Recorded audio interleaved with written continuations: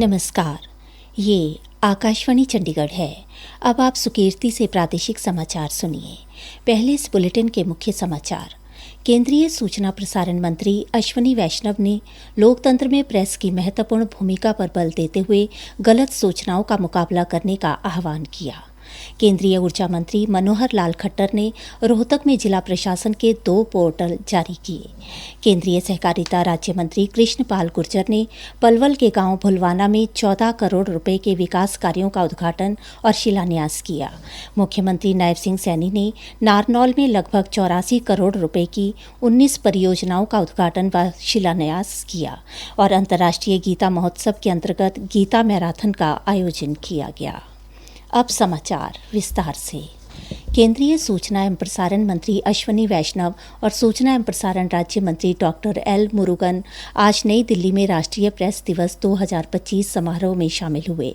इस कार्यक्रम में भारतीय प्रेस परिषद की अध्यक्ष, सर्वोच्च न्यायालय की पूर्व न्यायाधीश न्यायमूर्ति रंजना प्रकाश देसाई भी उपस्थित थीं।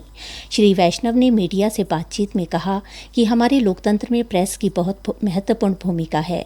उन्होंने आगे बताया कि राष्ट्रीय प्रेस दिवस के अवसर पर आयोजित व्याख्यान में इस बात पर चर्चा की गई कि कैसे गलत सूचनाओं का मुकाबला किया जा सकता है और प्रेस की विश्वसनीयता को मजबूत किया जा सकता है। उन्होंने इस अवसर पर प्रेस और मीडिया जगत के सभी कार्यकर्ताओं को बधाई भी दी। प्रेस परिषद की अध्यक्ष ने इस अवसर पर कहा कि आज ही के दिन भारतीय प्रेस परिषद ने प्रेस के नैतिक प्रहरी के रूप में कार्य करना शुरू किया था। सुश्री देसाई ने कहा कि अपनी स्थापना के बाद से प्रेस परिषद को प्रेस की स्वतंत्रता को बनाए रखने और भारत में पत्रकारिता के मानकों को बनाए रखने तथा सुधारने की दोहरी जिम्मेदारी सौंपी गई है।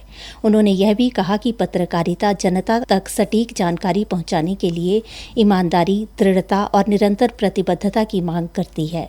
सुश्री देसाई ने कहा कि पत्रकारिता केवल एक पेशा नहीं है, यह सत्य की खोज और एक ऐसा काम है जिसके लिए साहस की आवश्यकता होती है।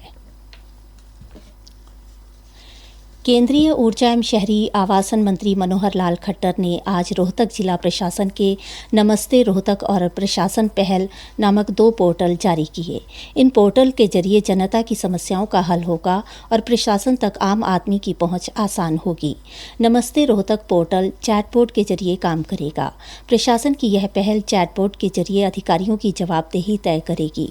केंद्रीय मंत्री मनोहर लाल ने बताया, एक पोर्टल है जिसका नाम रखा है नमस्ते रोहतक। जितनी समस्याएं होती हैं उसका समाधान करने के लिए अब किसी भी नागरिक को किसी कार्यालय में जाने की बजाय एक नमस्ते की आवाज करने के बाद वो चैटबॉट में उसका पहले पता पूछा जाएगा, उसका स्थान पूछा जाएगा, फिर उस समस्या का नाम पूछा जाएगा और उसको अपलोड करेंगे। उस अपलोड करने के बाद समस्या का हल क्या हुआ, कब हुआ, उसकी जानकारी भी जो शिकायत करता है उसको तुरंत उसकी जानकारी मिलेगी। और दूसरा पोर्टल प्रशासन की पहल में एक QR कोड लगा होता है। उस QR कोड के माध्यम से उस कार्यालय के सारी जानकारियों का एक प्रपत्र वो खुलेगा और उसमें वो व्यक्ति उस कार्यालय में बैठे हुए जो भी अधिकारी हैं के बारे में, वहाँ की व्यवस्था के बारे में फीडबैक दे सकेगा। उसको कोई शिकायत है तो शिकायत भी लिखेगा ताकि प्रशासन उसको सुधार कर सके।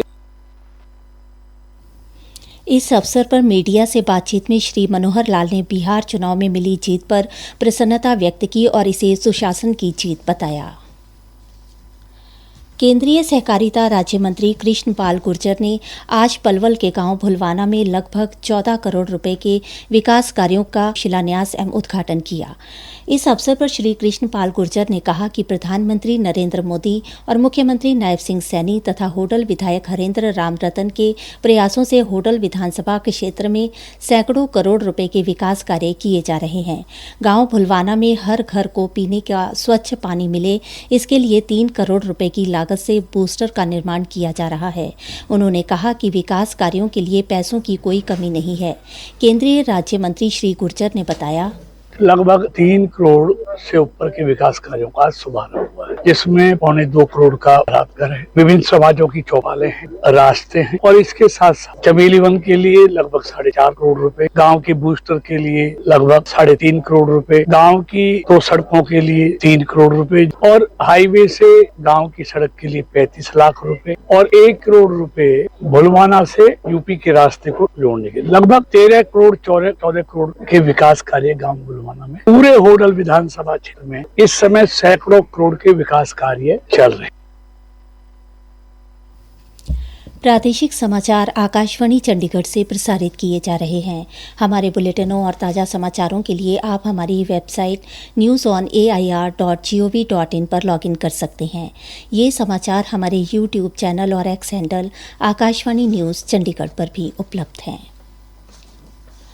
मुख्यमंत्री नायब सिंह सैनी ने आज नारनौल में लगभग 84 करोड़ रुपए लागत की 19 परियोजनाओं का उद्घाटन और शिलान्यास किया।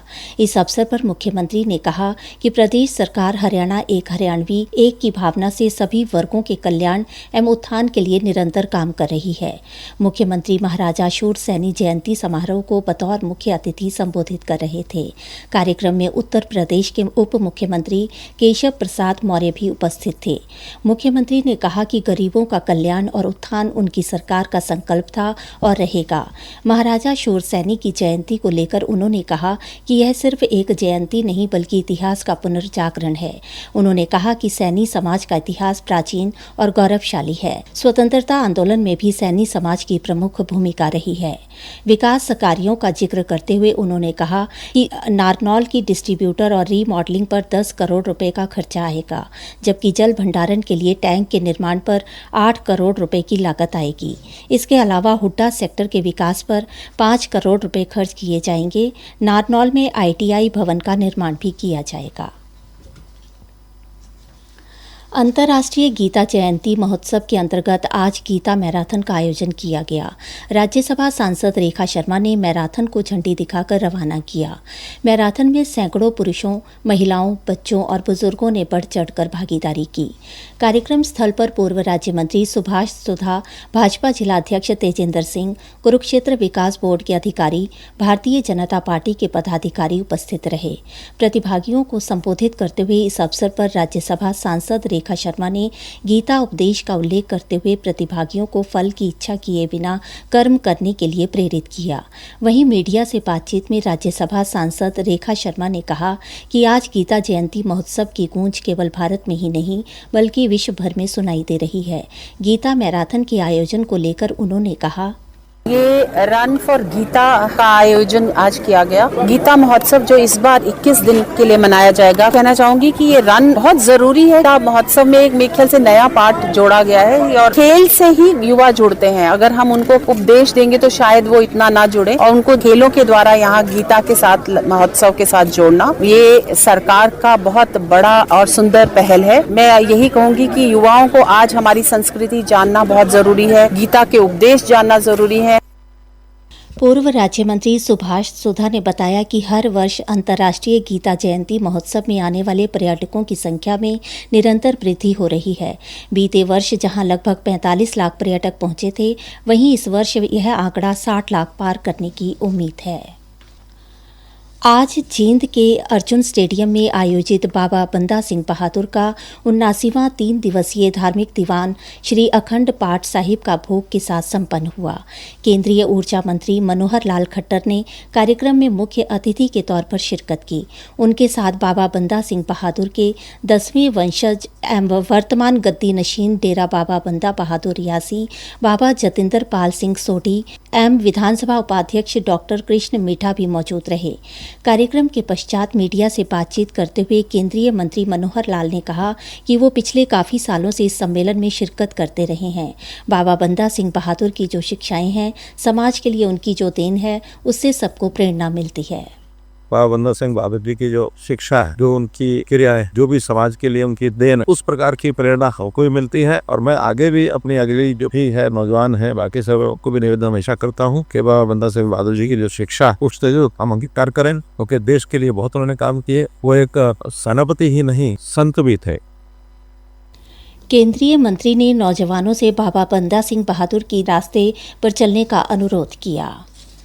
मुख्य समाचार एक बार फिर। केंद्रीय सूचना प्रसारण मंत्री अश्विनी वैष्णव ने लोकतंत्र में प्रेस की महत्वपूर्ण भूमिका पर बल देते हुए गलत सूचनाओं का मुकाबला करने का आह्वान किया। केंद्रीय ऊर्जा मंत्री मनोहर लाल खट्टर ने रोहतक में जिला प्रशासन के 2 पोर्टल जारी किए। केंद्रीय सहकारिता राज्य मंत्री कृष्णपाल गुर्जर ने पलवल के गांव भुलवाना में 14 करोड़ रुपए के विकास कार्यों का उद्घाटन और शिलान्यास किया। मुख्यमंत्री नायब सिंह सैनी ने नारनौल में लगभग 84 करोड़ रुपए की 19 परियोजनाओं का उद्घाटन व शिलान्यास किया और अंतर्राष्ट्रीय गीता महोत्सव के अंतर्गत गीता मैराथन का आयोजन किया गया। इसी के साथ ही प्रादेशिक समाचार समाप्त हुए।